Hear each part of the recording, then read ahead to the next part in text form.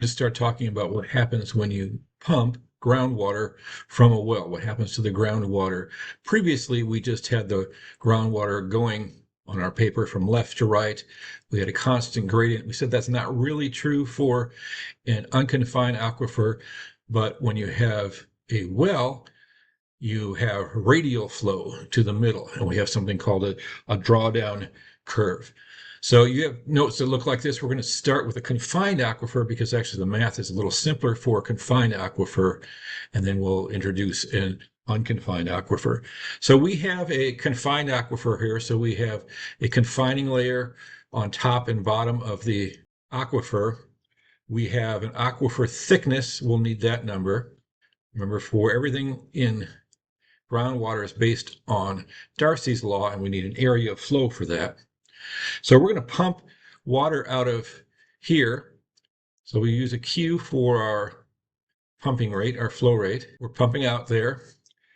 And we have a couple wells here. We have a pumping well.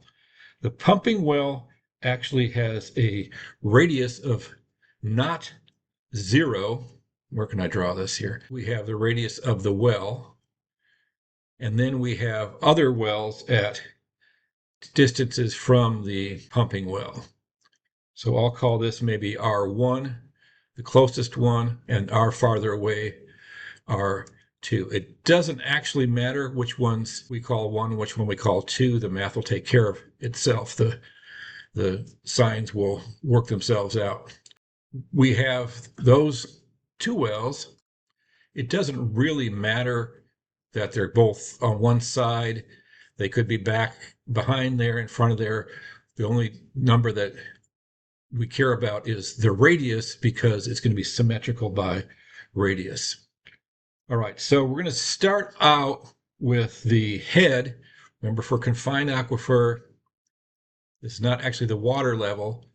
The confined aquifer is under pressure, and it will rise to the level in the well. This is not a measure of the water table there. So I'm going to call the initial, before we start pumping, I'm going to call that H0. Actually, it doesn't really matter what my reference is for the head. I just have to be consistent with it.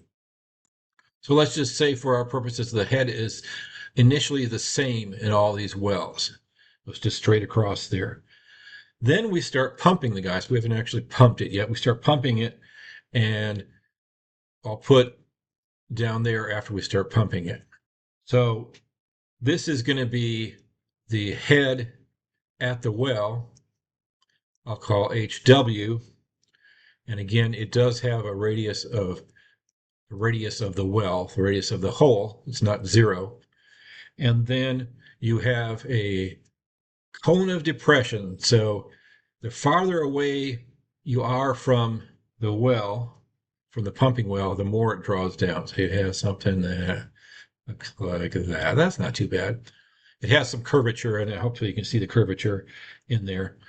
So that's the drawdown curve. We might also call that the cone of depression. And so at these wells, now you have a new head, H1 at well 1 and H2 at well 2. And those are different. And at each well, you also have the difference between the initial head and the head you're actually at. We're going to call that the drawdown.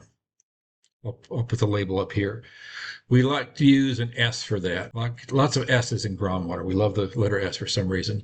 So that's the difference between the initial head minus the head we actually have after pumping it. That's the drawdown. And this is symmetrical around the well, so it goes off that way too. Okay, so that's our situation. We have a flow. We're pumping out an aquifer of thickness B. We have wells at R1 and R2 from the pumping well. And then we have our drawdown curve, and we measure the heads. And the difference between the initial head and the head after pumping is the drawdown. So we're starting out here with the equilibrium well equation. We'll do non-equilibrium or transient flow in a little bit. So we're at equilibrium. We've pumped for a long time and we get to that situation, and we're going to use the drawdowns to find the hydraulic conductivity and transmissivity of this aquifer.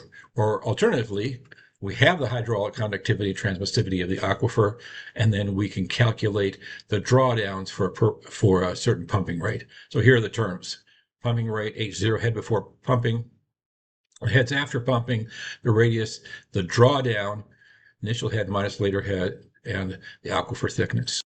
So let's develop an equation for the drawdown and the heads as a function of flow and a function of the hydraulic conductivity and the transmissivity for a confined aquifer. So we have the water coming in radially from the outside here. So that's our water coming in, and we want to write Darcy's law for that. And so we have our terms. We have a Q coming out again, and then we have R1. And again, it doesn't really matter which one I put first, but I'm going to do R1, the closest one, and then R2 farther away. So we'll write Darcy's law for this. Darcy's law says the flow equals hydraulic conductivity times the area of flow times the hydraulic gradient, which is the change in head width. And before we wrote dl or maybe dx in x direction. Now our flow is going and our head is changing in the radial direction. Before we put a negative here because flow was in negative gradient. Actually, flow is going toward the well, so it's going in negative r direction, where r is increasing in the positive. So we're not going to put that negative in here this time. Again, like I said before, if you find out at some point your water is going uphill, you've dropped a sign somewhere. We're going to write this at area of flow through a ring at radius r. Okay, so what dimensions do we have? So we have the aquifer thickness, b, and then at r, the area equals, I guess it'd be 2 pi, r is the circumference, right? Times the aquifer thickness, b. So the area of flow that this water is going through is 2 pi rb. So plugging in that to my Darcy's law equation, we have Q equals K times A, which is A is 2 pi rb times dH dr.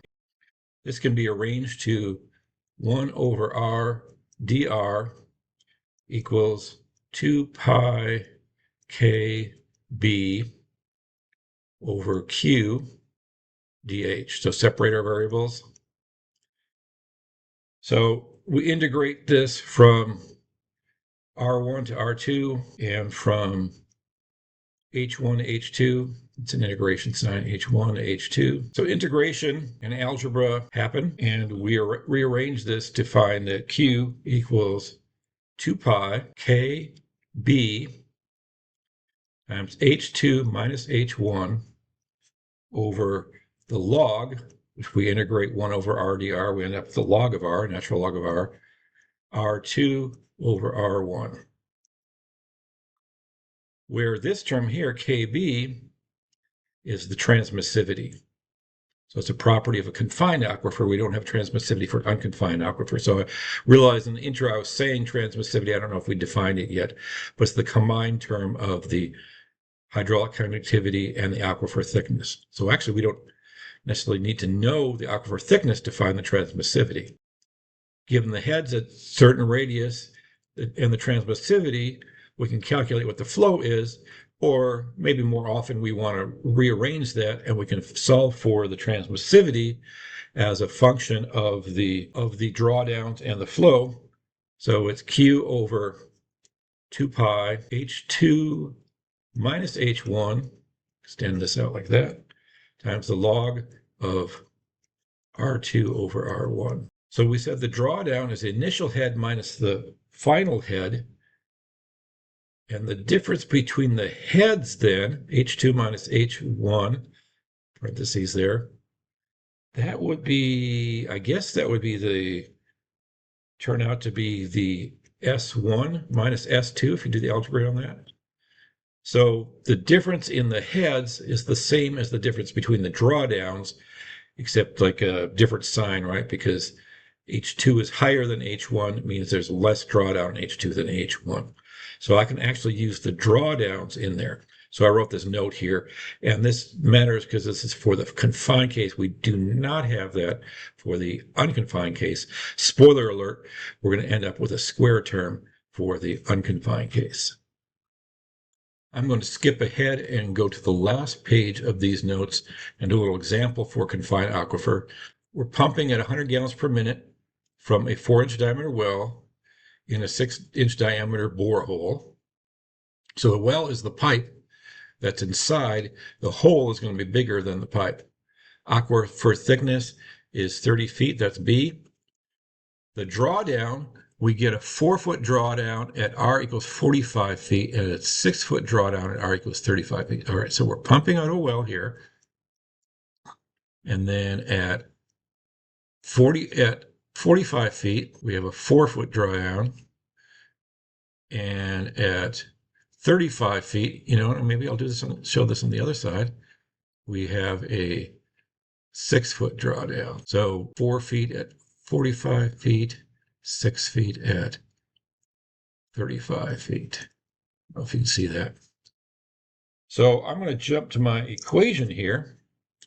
The transmissivity says, I just rearranged it to find that equals Q over 2 pi H2 minus H1 log of R2 over R1. So if I plug the number in there, I get Q, just some unit conversions here.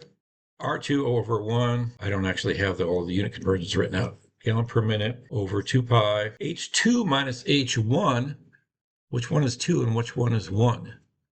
Let's call the farther away one 2. That's 4 feet minus H1 is 6 feet. Oh, wait a minute. That's the drawdown.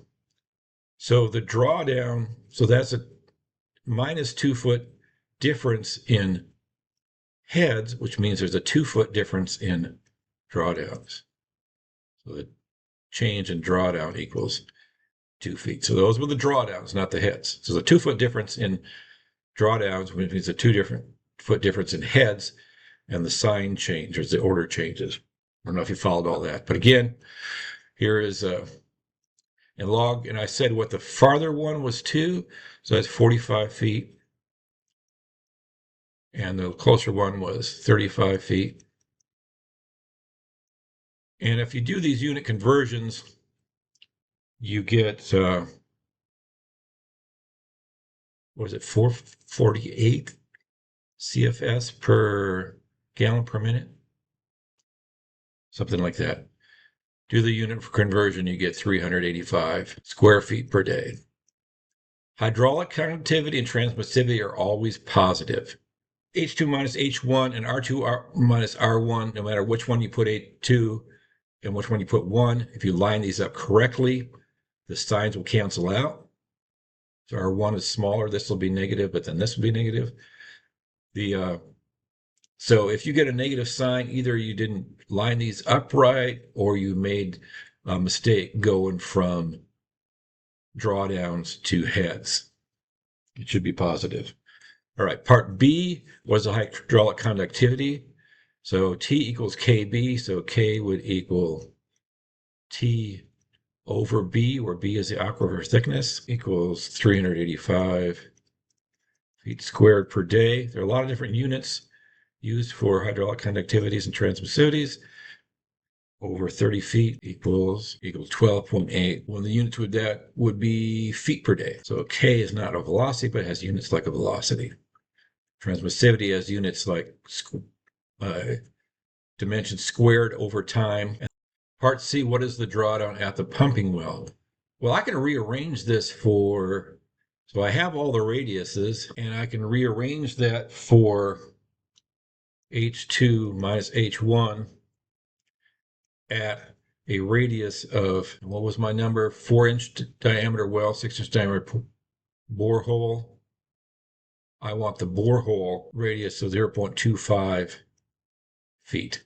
So 6-inch diameter is 3-inch radius, or 1/4 of a foot radius. So I get H2 minus H1 equals Q over 2 pi T, bring the T down here, times log of R2 over R1. And I punched my numbers in there. I'll maybe put the H2, maybe make this make 2 the well, and then H well would equal, bring H1 to the other side, H1 plus this for the term with RW in there. So that term ends up being a minus 39 feet. So what's asking the drawdown at pumping well? So the drawdown at well 1 at 35 feet, we call it, was 6 feet. So the drawdown equals 45 feet.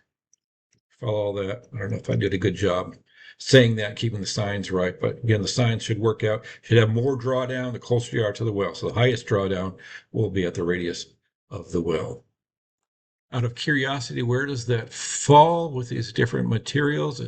Typical values. Well, this is transmissivity or hydraulic conductivity. If you look at the units, it's meters per day or feet per day or gallons per day per foot squared. So meters per day or feet per day tells me if that's a hydraulic conductivity. It'd be feet squared or meters squared per day if it was a transmissivity. And my hydraulic conductivity was 12.8 feet per day. So here's 1, here's 10 feet per day, right about there. Didn't draw a very good straight line there, but that's in kind of the middle of a clean sand, fine and coarse sand, high end of silty sand. It's a pretty permeable stuff. But notice these are orders of magnitude. 1, 2, 3. So this one here, upper end of coarse sand, is like 1,000 times the hydraulic conductivity of the lower end of the clean sand, the fine sand there. So it varies by a whole lot. Okay, next we're going to do the unconfined case for equilibrium well equation.